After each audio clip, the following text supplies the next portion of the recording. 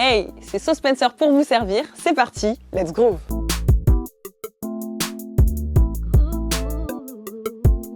Bienvenue dans Groove, votre nouvelle émission 100% dédiée aux classiques R&B que les moins de 20 ans ne peuvent pas connaître, les années 90-2000. Les gens de ma génération et même celles d'avant savent, on a vécu une période musicale incroyable que j'avais envie de remettre au goût du jour dans cette émission. Du coup, dans Groove, le principe est simple, on revient sur un classique de l'âge d'or du R&B et ce sera aussi une façon pour les nouvelles générations d'en apprendre davantage sur les musiques qui ont bercé notre jeunesse. Bah oui, quand je vous dis R&B des années 90-2000, vous pensez à ça.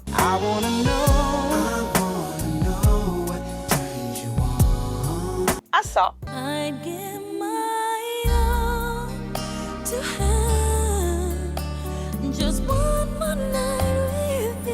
Ou encore à ça.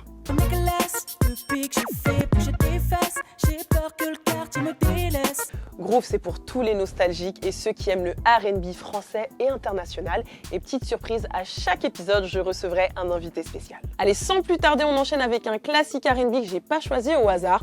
Aujourd'hui, je vous emmène en 2006 avec le pionnier du R&B français. J'ai écrit sans prendre de gants, ça qui laisse pour du chant, et c'est de speed, oh ça fout des fléchis. Je sais ma vibe, on vient me dire que c'est trop trash pour du R&B. En 2006, Singila est déjà connu du grand public. Et oui, son premier album sorti en 2003, On ne vit qu'une fois, a été soutenu par des titres comme Ma conscience ou encore Aïcha. Une fois de plus, me revoilà avec une histoire bizarre. Il va donc falloir que je vous expose mon cauchemar de ma boule. Un petit Aïcha, chaque fois que je te vois j'hallucine. Ne la raconte pas, ne fais pas comme toutes tes copines. Cet album est comme une revanche pour lui qui a vécu auparavant des années sombres, mais on y reviendra. 3 ans plus tard, en 2006, Singila revient en force avec l'album Ghetto Compositeur qu'il compose avec Dave Siluvangui, son acolyte de toujours, le pianiste Didier Davidas et Nicolas Nochi. L'album est porté entre autres par le titre Ma Nature. Je crois que c'est ma nature, je suis toujours dans les problèmes. Je kiffe trop les aventures, face à une femme rien ne me vient. Si on retrouve bien le R&B de ses débuts, cet album propose aussi une large ouverture en termes de production, qu'elle soit R&B, reggae ou pop. On retrouve aussi beaucoup d'instruments, le son est taillé pour la scène, une discipline que Singila aime particulièrement. Pour en revenir au titre, Ghetto Compositeur n'a pas été choisi au hasard puisque Singila vient d'un quartier cosmopolite. Il veut donc donner une lettre de noblesse au mot ghetto qu'il considère comme un véritable vecteur de métissage culturel artistique. C'est ce métissage-là qui va construire son univers musical. En 2006, Singila a donc trouvé sa patte et ses chansons évoquent des relations compliquées entre les hommes et les femmes, des sujets tabous comme l'infidélité ou encore les trahisons. Et justement, le classique du jour en est le parfait exemple. Côté S, redoutable, tu es formidable, moi je suis misérable, si faible et naze, je suis coupable maintenant, je pète un câble. Le Misérable, comment vous dire, c'est l'histoire d'un mec qui vient déranger une fille qui vit paisiblement sa vie de célibataire pour au final rien du tout puisqu'il est casé, sauf que, spoiler alerte, sa femme le grille, il se fait quitter et c'est après qu'il réalise que la fille qu'il est venu déranger était formidable et lui était misérable. Un grand classique encore en 2025, j'ai envie de vous dire. J'ai choisi Le Misérable parmi tous les classiques de Singila puisque, fun fact, cette musique a bien failli ne jamais sortir. Singila ne la validait pas du tout, il disait qu'il y avait trop de mots, trop de pieds, c'est-à-dire trop d'unités rythmiques dans une phrase. Heureusement, son équipe a insisté pour qu'il la garde. Et surprise, malgré le fait qu'il n'y ait ni clip ni single, figurez-vous que c'est un des titres qui a eu le plus de retours dès la sortie de l'album. Et plus récemment alors, ça donne quoi pour ce classique intemporel ? Vous le savez, Singila est le porte-parole d'une génération qui, au départ, avec la prédominance du rap, n'osait pas chanter l'amour. Mais durant sa carrière, le Dr Love nous a transportés avec sa musique et ses histoires tumultueuses au point d'en inspirer la nouvelle génération d'artistes R&B. Et justement, en 2016, Joey Doit Filer sort Le Misérable remix Gouillade en feat avec Curtis Cade et Minitux. Franchement, si vous ne connaissez pas encore ce remix, sachez qu'il n'est jamais trop tard. J'ai pas les mots carrément.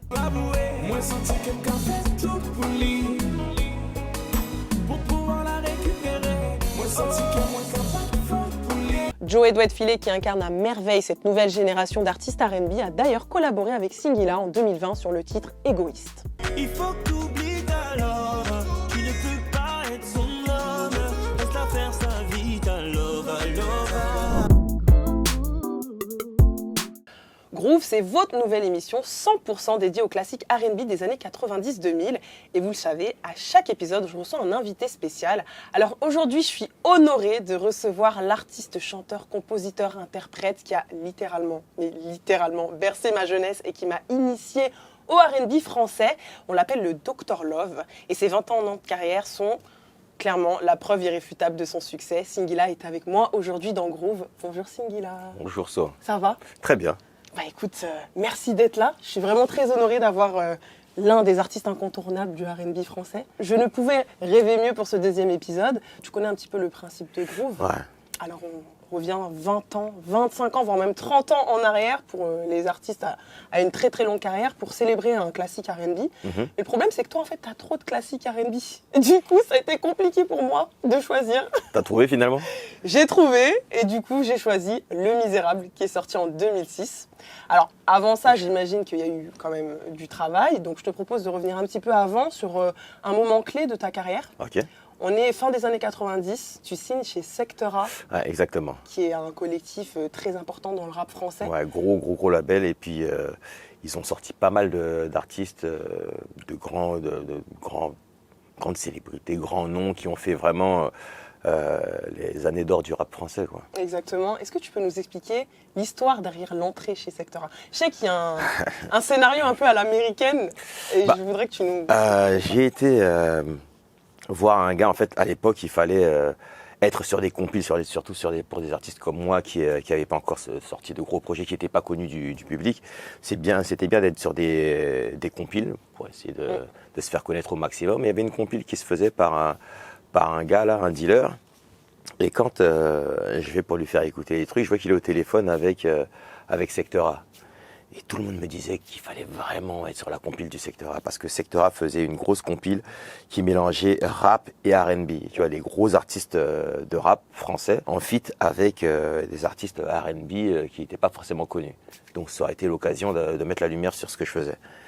Quand le gars il raccroche, je lui dis mais c'est avec Secteur A que t'étais, il me fait tu veux faire partie de la compile? J'ai dit oui. Il fait ok, il n'y a pas de souci, je t'emmène. Arrivé chez Secteur A directement, le gars il fait bien les choses. Il parle au gars de Secteur A et il dit bon voilà, je suis venu avec un artiste un très bon artiste pour votre compile. Mais là Secteur A ils disent ah c'est mort, on a tous les artistes dont on a besoin. Donc on a déjà tout enregistré, c'est fini. T'as loupé le coche. Donc j'ai loupé le coche. Mince. Okay. On bouge de là, il me dit au revoir. Rentrer chez moi comme ça, c'était compliqué, surtout que j'étais dans une grosse période de galère. J'ai fait trop. Non, il fallait absolument que je fasse au moins écouter ce que je faisais à Secteur A. C'est maintenant ou jamais. Voilà, c'est maintenant ou jamais. Ouais. C'était à l'époque où des CD encore, donc j'avais mon CD sur moi. Je retourne chez Secteur A, il y avait plein de monde dans le bureau comme ça. Ils me calculaient pas. Il y avait une chaîne IFI, je mets la chaîne, tu vois, exactement. je mets le CD dans la chaîne, je me mets devant pour qu'ils puissent pas mettre stop. Et quand la musique commence, j'augmente le volume et je me mets à chanter. Ils me font mais arrête, qu'est-ce qu'il fait ce mec-là? T'as vraiment fait stop? Ah ouais, je me suis mis en face. En plus chez Secteur A, c'était pas des enfants de cœur, hein, c'est pas des tendres. Hein. J'ai chanté comme ça et à la fin de la chanson, ils m'ont fait tu peux la refaire? Et donc c'est à partir de là que la collaboration avec Secteur A a commencé. Il y a des moments où il faut avoir un minimum de culot et puis quand tu veux vraiment quelque chose, il faut y aller à fond, quoi. Bien sûr.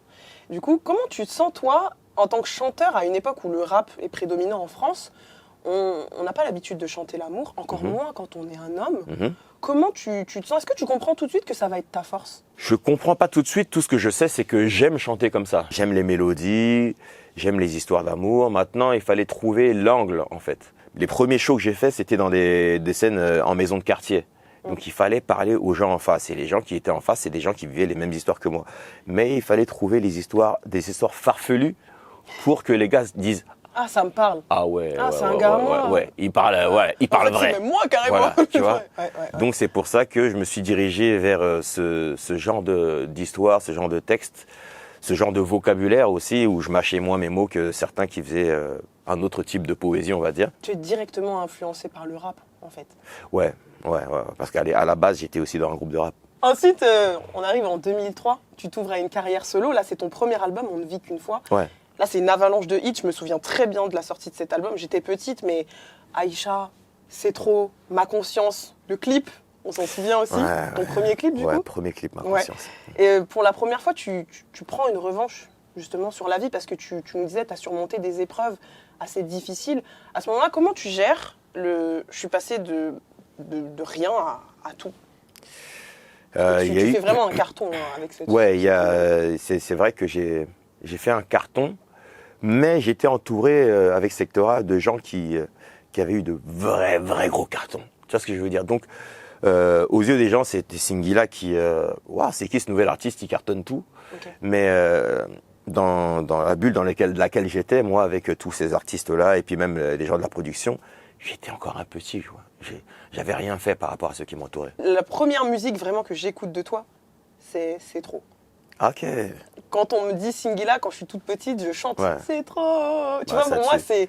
c'est ça. Et puis après, je grandis, puis j'écoute tes textes, je deviens une femme et je me dis, oh, mais c'est une dinguerie ce qu'il raconte en fait. C'est ça le truc en fait. Et je me dis, mais ok, effectivement, ça parle à tout le monde, que ce soit des hommes ou des femmes. En fait, toi, t'es le genre de mec qu'on aime écouter et détester. Parce que tu racontes des trucs, voilà, on sent que c'est un homme qui écrit, tu vois. Et c'est bien, même en tant que femme, d'avoir la perception d'un homme sur une C'est histoire. exactement ça en Parfois, fait. dans ma conscience, où tu regrettes ce que tu as fait. Il y a des sujets en fait que j'ai chopés parce que j'écoutais des conversations de mes sœurs ou de mes cousines. Et T'es malin quand même. Elle parlait de mecs, mais moi derrière ce qu'elle disait, j'entendais très bien la direction artistique du mec. Tu vois? Tu savais où le gars voulait Ouais, aller je dès voyais le départ. exactement où il voulait en venir et je me disais mais Parce elle qu'on dit souvent, se plante totalement. tu sais, c'est marrant, on dit souvent que généralement, tu me diras si je me trompe, les mecs savent directement où ils veulent aller avec une meuf. Pas forcément. Il y a des fois où on veut aller quelque part et généralement c'est pas loin, tu vois. Et c'est la femme qui, dans sa proposition à elle, nous donne envie de plus, Dans tu sa vois. DA. Voilà, c'est ça. C'est que de la DA, tu vois. C'est du coaching. Il y a des femmes qui savent coacher, d'autres moins. D'accord, ok. Qui sont tes autres influences et en quoi ces artistes t'ont influencé dans la manière de composer, voire même d'interpréter tes morceaux? Alors, il y a pas mal d'artistes américains, comme tu as pu citer. Il y a même Michael Jackson, hein. Marvin Gaye, Stevie Wonder. J'ai écouté beaucoup de Motown. La Motown, c'est vraiment de la musique qui je sais pas exactement où je l'ai entendu la première fois, mais tout de suite ce style musical m'a parlé, ou même en fond dans les films. Et donc j'ai été moi-même à chercher les morceaux, écouter et puis kiffer quoi. Tu sais que moi j'ai découvert la Motown grâce à ma maman. Ah, tu vois. Et un des cadeaux que je lui ai fait pour la fête des mères, mais j'étais petite, je devais avoir franchement 10 ans, c'était une compile de 3 albums Motown. Je pense qu'elle les a encore en CD, tu vois. J'ai peut-être cette compile. Tu vois laquelle ouais, je elle vois, est sortie dans les années 2000, Ouais. 6, 7, un truc comme exact, ça. ouais. Et pour moi, c'est vraiment une grande référence. Et il n'y a pas de R&B sans ça, en fait. Ouais, je Tu pense. vois, pas de ça, enfin la soul, tout ça, Ouais. pour moi, c'est la maison mère. Je suis tout à fait d'accord avec toi. Après, bon, le R&B a évolué, donc avec des influences plus rap, donc dans les flows et tout Ouais, ça, ouais, tu ouais, vois. carrément. Et même pour Suivant nous les autres époques. qui sommes originaires d'Afrique, on a aussi mélangé des flows, des influences Carrément. africaines, que ce soit rumba ou autre musique. Bah oui. D'ailleurs, tu as des influences. Je sais que tu es moitié congolais, moitié centrafricain. Exactement. Du coup, tu as été bercé par la rumba congolaise. Mais Ouais. qui sont tes autres influences africaines? Ça m'intéresse particulièrement. J'ai écouté différents types d'artistes d'autres pays, mais je ne vais pas m'arrêter sur un artiste, tu vois. C'est plein de sonorités, en fait, qui a construit ton univers musical, finalement. Ouais, j'ai plein de paires par-ci par-là. Pour en revenir au R&B, c'est quoi tes 3 classiques préférés? C'est dur. Je sais, c'est très difficile. Ah, c'est même impossible. Quand même. Alors attention, parce que je me suis renseignée sur toi et j'ai quelques titres devant moi. J'ai quelques classiques R&B que tu as cités. Vas-y, dis. Brian McKnight, Anytime. Ouais, c'est clair. C'est clair. Je l'ai écouté. Tu sais, à un moment, je bossais au McDo, d'ailleurs, sur la même rue que l'Olympia. Et ça passait tout le temps en radio. Donc forcément, quand je bossais là, je me disais, un jour, je serai comme eux. Il y a aussi My Hall, Maria Carey. Oui, mais bon, elle passait aussi beaucoup dans ce McDo. Mais en fait, Mais tout ça, c'est McDo ou... grave. C'est pas forcément l'un de mes classiques préférés, mais ça me renvoie sur une certaine époque, justement. Je comprends. Là, c'est exactement dans cette période-là que j'ai rencontré le Secteur A. 2003, premier album. 3 ans plus tard, tu reviens en force avec ton nouvel album Ghetto Compositeur, avec le fameux Ma Nature, Mhm. et aussi le classique du jour, du coup, Le Misérable. Pourquoi est-ce que tu voulais pas du Misérable? Mais ça va pas ou quoi? Non mais ça va pas ou quoi là? Je me prenais la tête. Parfois, on se prend trop la tête, tu vois. Oui. Ce que j'entendais, c'était pas exactement ce que j'avais... Imaginé. J'avais Ce que t'avais en imaginé. tête. J'avais l'impression que mon texte était en dessous de tout ce que... au niveau, en termes de niveau d'écriture, tout ça, c'était en dessous de la proposition musicale. Je sais pas si tu... non, tu t'en souviendras peut-être pas. Il y avait un artiste de la Star Academy, Dis-moi. Houssine. Houssine, mais bien sûr. Voilà. Finaliste saison 2 face à Nolwenn Leroy. Voilà, Évidemment, exactement. j'ai tu commencé vois. la télé avec lui à l'âge de 9 ans. Ah bah tu vois, Eh oui. tu vois, le monde est petit. Après la Star Academy, il a été repêché par une chaîne de télé. Mhm. J'ai animé une émission en étant enfant avec lui. Il m'avait demandé d'écrire des chansons pour lui, Mhm. donc je lui ai proposé Le Misérable. Ok, mais non. Ah ouais. Et C'est je lui ai incroyable, cette histoire. Ouais, je lui ai proposé Le Misérable. Je crois même que je n'ai jamais raconté cette histoire d'ailleurs. C'est Et, une exclue aujourd'hui pour Groove. Incroyable. Et Je vais appeler ma mère. quand... Truc de ouf. Et quand ma team a réécouté toutes les maquettes, ils ont fait non mais cette chanson-là, elle est terrible. Je fais ah mais non mais celle-là c'est mort. Je l'ai déjà filé à Houssine. Ils m'ont dit ah non mais il faut que tu rappelles Houssine, hein, c'est pas possible. Waouh. Donc j'ai dû rappeler Houssine, qui a pas été relou. Il a fait ok, il y a pas de souci, je comprends. Mais c'était sûr que ça allait marcher. Tu sais pourquoi? Parce que des hommes qui viennent déranger les femmes dans leur célibat, pour rien, alors qu'ils sont en couple ou alors qu'ils sont pas prêts, c'est fréquent. Ouais, mais le truc c'est que justement il y avait cette histoire de politiquement correct. Et à l'époque, on n'était pas à fond sur les réseaux sociaux comme aujourd'hui. Donc Ouais, ça n'existe pas. c'était les programmateurs avaient c'était eux qui choisissaient ce qui passe pas, ce qui est politiquement correct, ce qui va déranger ou quoi. Tu vois, c'est un peu eux qui faisaient la loi. météo. Ouais, tu je vois. vois. Aujourd'hui, tes propositions, tu les fais directement par rapport au public. Sur Ouais. les réseaux sociaux, tu te dis, bon, mon public, c'est celui-là, ce que je propose là, ça devrait lui convenir. Tu fais pas par rapport au gars qui va passer ou pas passer. Mais Tu c'est fou parce que, comme on dit aujourd'hui, en fait, tu avais déjà la vision. Tu as été précurseur parce que tu savais pas du tout ce que ça pourrait renvoyer au public, mais tu sortais des trucs qui finalement parlaient à tout le monde. Meuf, mec, n'en déplaise aux programmateurs.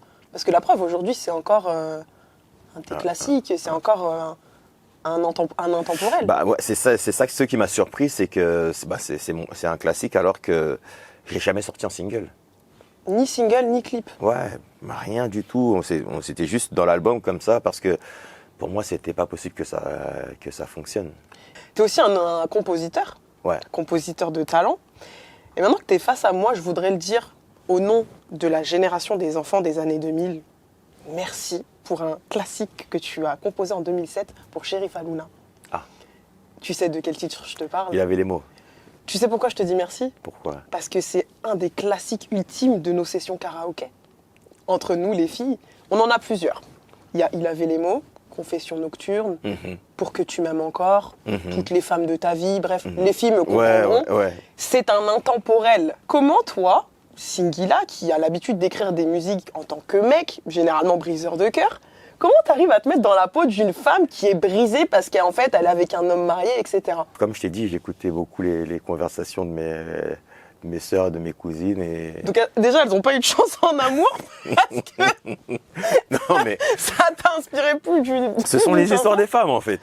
Tu fais un équilibre de tout ça. C'est pareil pour Lincha. Je veux que tu me mentes. Pareil, 2007 aussi. Ouais. Mais limite, on dirait que c'est une femme qui a écrit ces titres-là, tu vois. T'avais la vision. T'avais la sensibilité. T'avais Ça, sensibilité. c'est un homme sensible, mesdames. Qu'est-ce qui t'inspire globalement dans ta musique? Je sais que même un oiseau peut t'inspirer. Oui, un oiseau peut m'inspirer. C'est vrai, le rossignol. Mais du coup, l'histoire du rossignol. Alors, c'est Dave Silouvangi qui est mon binôme. Donc, on était au Niger, je crois. Il a composé l'instru et il me dérangeait à chaque fois. Parce que bon, on sortait pas mal. On sortait pas mal là-bas et il s'est imprégné de la musique qu'il entendait. Il a composé dans sa chambre. Il est venu frapper toutes les 2 secondes à ma porte pour que j'écoute son truc, pour que je compose, que j'écrive, mais bon, j'avais pas la tête à ça. Mais en rentrant sur Paris, il a continué à me pilonner, à m'appeler. Donc au final, j'ai écrit dessus, mais ce que j'avais écrit ne me plaisait pas. Ma mère était là à ce moment-là, chez moi. À un moment, elle m'envoie faire des courses. Je bouge, et en marchant, je vois un oiseau se poser sur une fenêtre. Tu vois ? Et j'avais encore la musique en tête, et quand j'ai vu l'oiseau se poser sur une fenêtre, ça m'a fait penser à Rossignol de Luis Mariano. Rossignol de l'amour. Et je me suis dit, ah, mais si j'allais dans un truc comme ça, mais par rapport à la grille d'accords et tout aussi, je faisais, tel un rossignol, je viendrai chanter à ta fenêtre. Tu vois. Comme on dit au Sénégal, eh ouais. En direct. Et voilà, le truc est parti comme ça, et les paroles se sont enchaînées. J'ai enregistré au fur et à mesure dans mon téléphone. Et en revenant des courses, j'avais toute la chanson dans mon téléphone. Et j'avais juste à poser à la maison, parce que j'avais mon studio à la maison. Je finis d'enregistrer, ma mère vient me voir, elle fait, mais tu as pris ici, ça, et puis elle écoute. Oh. Et elle sourit, je fais, qu'est-ce qu'il y a? Elle fait, Il y t'es a un truc. artiste quand même. Oh, c'est trop mignon. Et c'est la première fois qu'elle me disait ça, j'ai fait, ah, on dirait qu'il y a quelque chose dans cette chanson. On ne peut pas parler de ta carrière aussi même à l'international sans parler du Rossignol, puisqu'elle t'a ouvert les portes de l'Afrique. Ouais, bah vraiment. Bon, j'avais déjà un petit pied là-bas, mais le Rossignol, ça a vraiment ouvert des portes. Explosé, bien sûr. Incroyable. J'étais en train de manger dans un resto et on m'appelle du Gabon. Des potes du Gabon me disent, ouais, mais ta chanson Rossignol, elle cartonne. Oh, ok. Et c'est un hymne ici. Je fais, comment ça? La chanson, elle est encore au studio. Elle n'est jamais sortie du studio. Ah oui? Donc certainement que l'ingénieur, peut-être qu'il a kiffé la chanson. Il a dû envoyé envoyer à un une cousin, petite. Ah, une petite. Il a dû envoyer une petite. Ah, c'est comme Vous ça, déchirez un la petit petite. cadeau, tu vois. Mais tu gardes ça pour toi, c'est un truc que je suis en train de bosser avec Singila. Et puis le truc, ça fait le tour. Et qu'en est-il de la Côte d'Ivoire? Je sais que tu as beaucoup travaillé là-bas. Tu as fait la une du magazine Elle. Ouais, exact. J'ai fait beaucoup de choses en Côte d'Ivoire. J'y suis régulièrement. Je bosse avec pas mal d'artistes de là-bas, de compositeurs de là-bas. Je suis signé chez Universal Afrique, Bah oui. qui est basé là-bas. Comment tu gères cet équilibre entre la scène française et la scène africaine? Comme tu fais beaucoup d'allers-retours, tu fais beaucoup de scènes aussi. Tu as fait Ouais, énormément je fais beaucoup de scènes. Là, je sors d'une tournée justement africaine. Tu vois du pays et c'est très beau. Aujourd'hui, pour en revenir à la scène musicale française, il y a beaucoup d'artistes d'origine congolaise, justement, qui ont émergé. C'est quoi ton regard sur cette nouvelle génération d'artistes? C'est très bien. C'est très bien. En fait, il faut aller puiser dans tout ce qui nous anime, dans tout ce qui nous fait vibrer, tu vois. Et la musique, quand tu as écouté la musique congolaise, forcément, il y a un moment où ça t'a fait vibrer, ça fait partie de toi. C'est très contagieux, la musique congolaise. C'est vraiment dans votre sang. Hein. Ouais. Vous êtes vraiment très fort. En tout cas, 21 ans de carrière, c'est énorme. En tant qu'artiste, toi qui as traversé plusieurs générations, comment tu vois finalement l'évolution du R&B en France? Très bonne évolution. Pour moi, l'âge d'or du R&B, c'est peut-être maintenant, en réalité, du R&B français. Ah ouais? Parce que à mon époque, il y avait moins d'artistes R&B que maintenant. Il y avait moins de lumière sur le R&B que maintenant. Il se passe quelque chose en ce moment.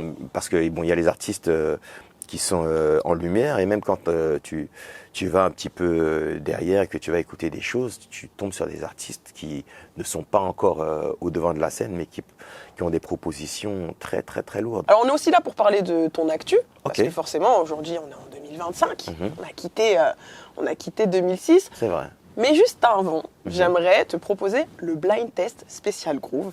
Hey. Pour information, Mhm. Groove est né d'un blind test entre potes Ok. qui, comme moi, sont nostalgiques de cet âge d'or du R&B des années 90-2000. Comme Le Misérable est sorti en 2006, je te propose un blind test spécial 2006. Alors Singila, je vais te tester sur 3 sons R&B français international de l'année 2006. Je veux le nom au moins de l'artiste, t'as un 0,5 points, et le titre, 1 point. Là, si tu l'as pas...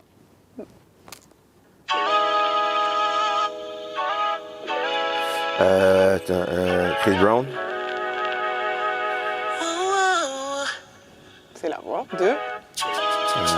Brown, ouais. J'essaie de me rappeler du titre, C'est ça. c'est quoi le titre de la chanson déjà? it was about 5 minutes ago. When I seen a hot chick that a youngin' never seen before. Excuse me, miss. Yes, Ok. exactement. Il a fallu que je chante toute la chanson en accéléré dans ma tête pour tomber Pour sur aller le refrain. jusqu'au ouais. refrain où il Ouais, dit I don't ouais. know your name, but excuse me miss. Un point pour Singila, excuse me miss, Chris Brown. Bon, là aussi c'est très simple. Oh mince.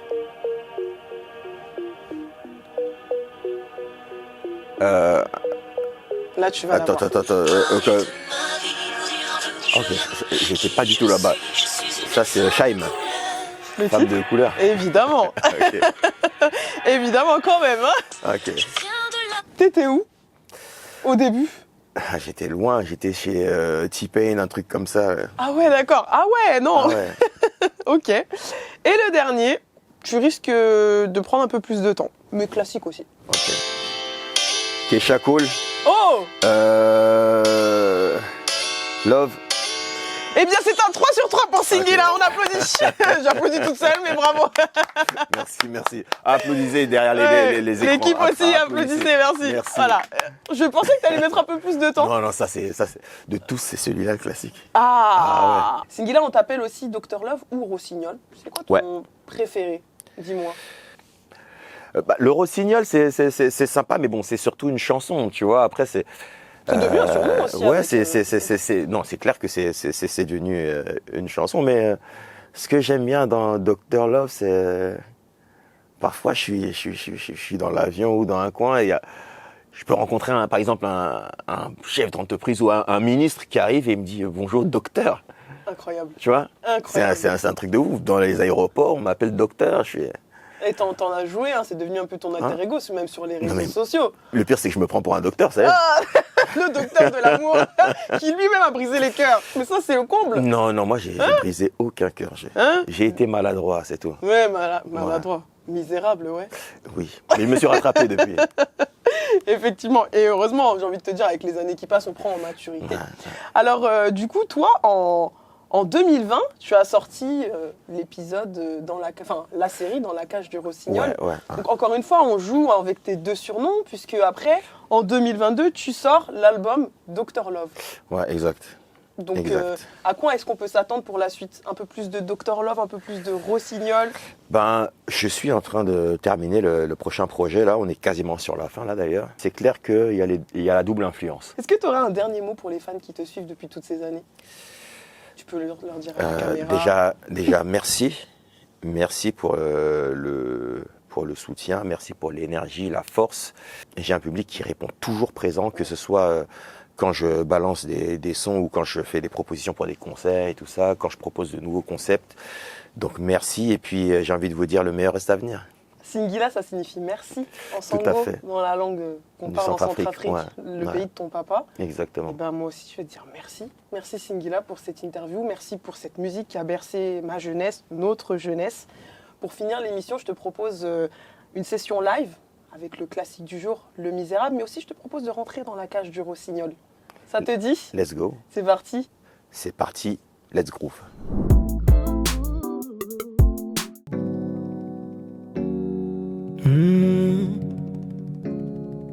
Tu es le genre de femme qui me plaît. Lorsque je t'ai rencontré, tu te méfiais grave de moi.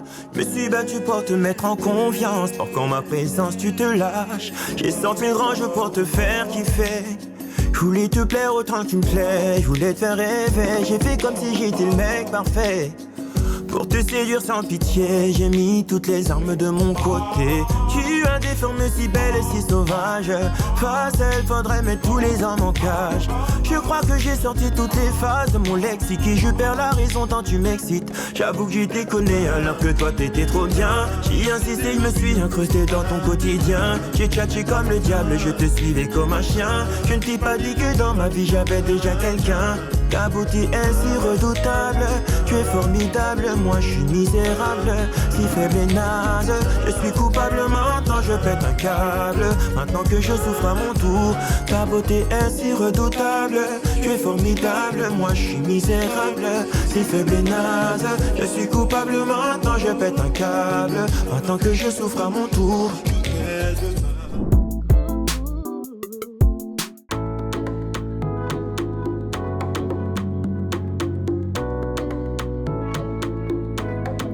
Je vais faire une série en chansons pour passer le temps.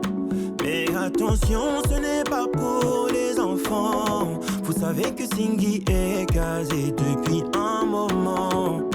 Donc cette histoire a commencé bien avant. J'ai croisé une ex chez des amis avant le confinement. J'étais tendu, elle aussi, ça se voyait tellement. On parlait plus car on s'est quitté un peu salement.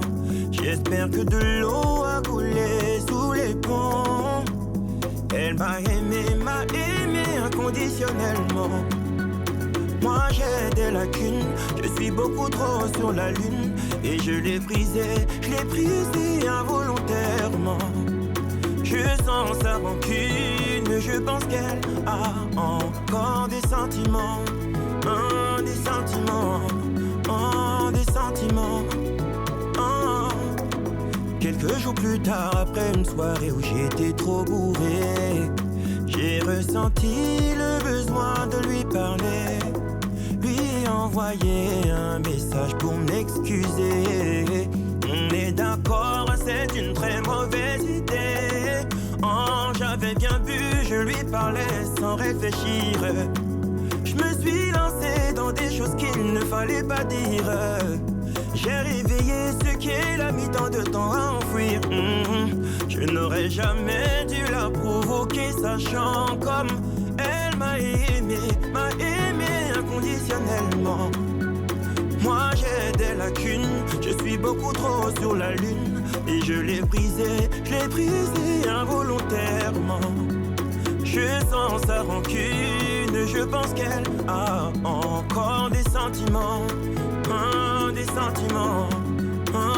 sentiments.